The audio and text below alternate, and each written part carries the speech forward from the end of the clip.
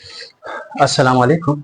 आज का हमारा टॉपिक है types and characteristics of muscle. तो मसल क्या है? मसल इंसानी बॉडी की वो साफ टिश्यू है जिसमें कंट्रैक्ट होने और रिलैक्स होने की सलाहियत पाई जाती है। मसल को साख्त और फेल के लिहाज से तीन टाइप्स में तकसीम किए गए हैं। नंबर एक स्केलेटल मसल, स्मूथ मसल और कार्डियक मसल। आज हम हर मसल की जो करेक्टरिस्टिक है वो तफसील के साथ पढ़ेंगे। तो सबसे पहले लोकेशन है। स्केलेटल मसल जो होते हैं ये हमारे बॉडी में जो हड्डियां हैं इन हड्डियों के साथ अटैच होते हैं, अटैच विद स्केलेटल या अटैच विद बोन्स, यानी ये बोन के साथ टच भी होते हैं और बोन को कवर भी करते हैं। स्मूथ मसल जो हैं ये विसरल आर्गन के साथ अटैच होते हैं। विसरल आर्गन या इंटरनल आर्गन जो है हमारी बॉडी के अंदर, जो इंटरनल आर्गन है इसमें मैदा है, आंतड़ियाँ है, या किडनी है या लीवर है या यूरिनरी सिस्टम है, इस तरह वेन है और आर्टरीज हैं। ये सारे अज़ा जो हैं या हम अंदर की जो आर्गन है या टिश्यूज हैं ये स्मूथ मसल से बने होते हैं। इसके बाद है कार्डियक मसल। ये दिल के जो मसल हैं या दिल, इन कार्डियक मसल जो होता है ये सिर्फ दिल में पाए जाते हैं। शेप, तो शेप के लिहाज से स्केलेटल मसल जो होते हैं ये सिलेंड्रिकल की तरह एक रेशे होते हैं या सिलेंड्रिकल नुमा फाइबर होते हैं। जो स्मूथ मसल हैं ये स्पिंडल की तरह होते हैं, ये जो शक्ल है स्पिंडल की तरह होते हैं। कार्डियक मसल ये भी सिलेंड्रिकल शक्ल में पाए जाते हैं। इसके बाद है स्ट्रक्चर। तो स्ट्रक्चर के लिहाज से जो स्केलेटल मसल होते हैं ये स्ट्रिएटेड होते हैं, यानी ये स्ट्रिप्ड होते हैं। तो स्ट्रिएटेड का मतलब है कि ये धारियाँ इसमें, ये धारीदार होते हैं, इसमें धारियाँ होती हैं। धारियाँ इसलिए इसमें होती है क्योंकि स्केलेटल मसल को अगर खुरबीन की मदद से देखा जाए तो इसके कुछ हिस्से डार्क नज़र आते हैं और इसके कुछ हिस्से जो होते हैं वो लाइट या ब्राइट नज़र आते हैं। तो इसी वजह से ये धारीदार इसका ये शक्ल नज़र आता है। ये स्मूथ मसल जो हैं ये नॉन स्ट्रिएटेड होते हैं, अनस्ट्रिप्ड होते हैं, इसमें ये धारियाँ नहीं होती। कार्डियक मसल ये भी स्ट्रिएटेड या स्ट्रिप्ड होते हैं क्योंकि इसमें भी ये धारियाँ पाई जाती हैं। और असल इसकी जो वजह है कि ये स्ट्रिप इसमें क्यों पाए जाते हैं, ये इसमें जो सर्कोमियर होता है ये पाया जाता है, इसमें सर्कोमियर नहीं होता और इसमें भी सर्कोमियर पाया जाता है। इसी वजह से ये धारियाँ फिर बनती हैं। अपीयरेंस, तो ये अनब्रांच होता है, इसको अगर देखा जाए खुरबीन की मदद से तो ये अनब्रांच होते हैं, इसकी शाखें नहीं होती।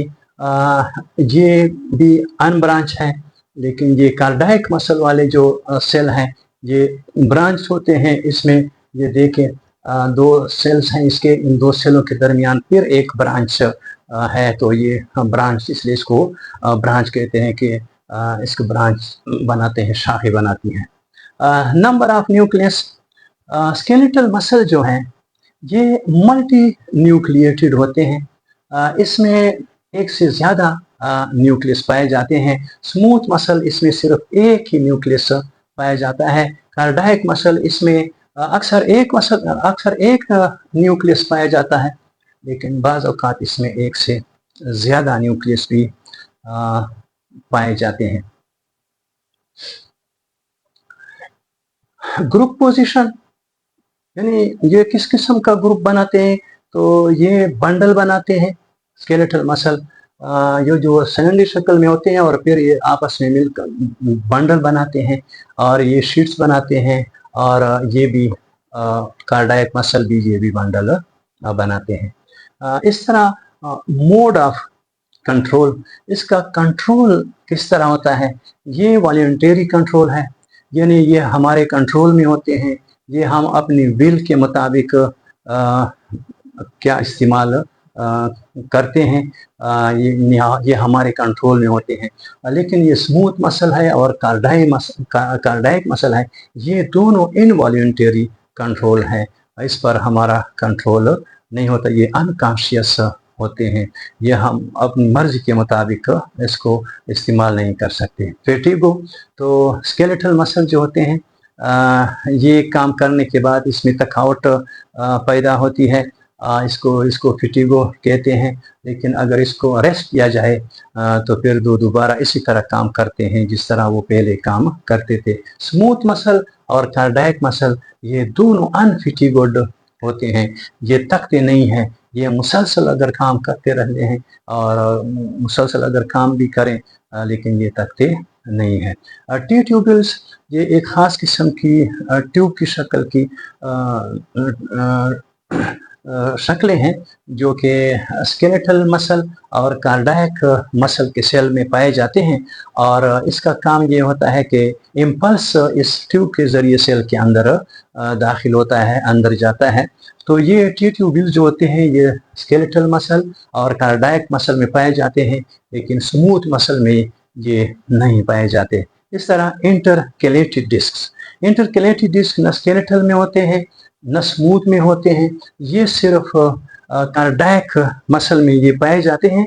और इंटरकैलेटेड जो होते हैं, इंटरकैलेटेड डिस्क्स ये जहाँ पर एक कार्डियक मसल का जो सेल होता है, इसके सेल के जो सर्कुलेमा जहाँ पर आपस में मिलते हैं, इस जगह को इंटरकैलेटेड डिस्क कहते हैं। और इन इंटरकैलेटेड डिस्क में एक गैप जंक्शन होता है, और इस गैप जंक्शन की मदद से इम्पल्स जो होता है एक सेल से दूसरे सेल के अंदर दाखिल होता है।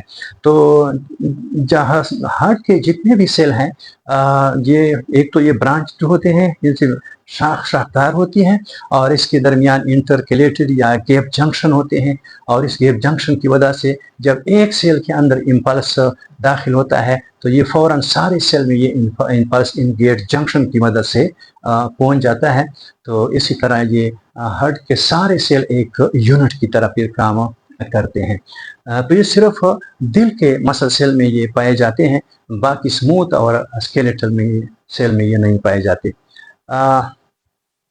ऑटो रिथमेसिटी, तो ऑट में रिथमेसिटी ये स्मूथ और कार्डियक मसल दोनों में ये रिथमिसिटी पाई जाती है, लेकिन स्केलेटल मसल में ये रिथमिक सिटी नहीं पाई जाती।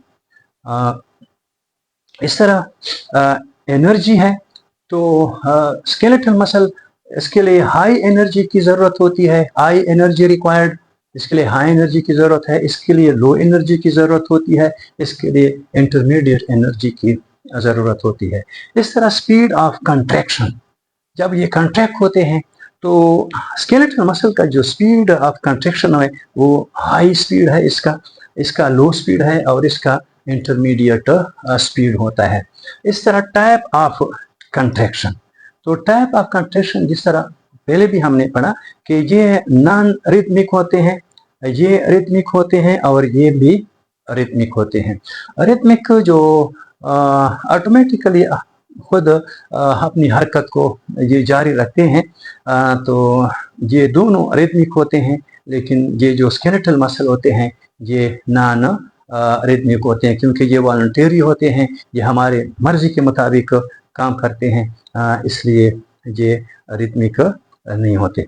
साइज में जो स्केलेटल मसल है ये वेरी लार्ज होते हैं, और इसका डायमीटर तकरीबन 100 माइक्रोमीटर तक होता है। ये सबसे स्मॉल होते हैं स्मूथ मसल का डायमीटर, और इसका जो डायमीटर है अप टू 8 माइक्रोमीटर होता है। ये कार्डियक मसल, ये स्केलेटल मसल के बाद फिर लार्ज हैं, और इसका डायमीटर 20 माइक्रोमीटर तक होता है। इसके बाद है नर्व सप्लाई, यानी ये जो स्केलेटल मसल है या स्मूथ मसल है या कार्डियक मसल है, इसके अंदर जो इम्पल्स अंदर आता है, तो ये इम्पल्स किस तरह इस सेल के अंदर आता है?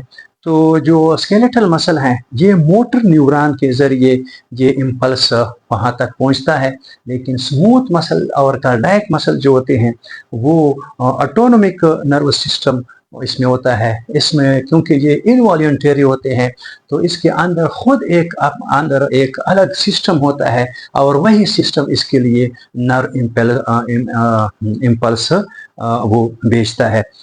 तो ये ऑटोनोमिक नर्वस सिस्टम इसमें होता है। पोजीशन ऑफ न्यूक्लियस, न्यूक्लियस जो होते हैं इसमें न्यूक्लियस पेरिफेरी के साथ, यानी जो सार्कोलेमा होता है, जो सेल मेम्ब्रेन है इसके मेम्ब्रेन के साथ होती है।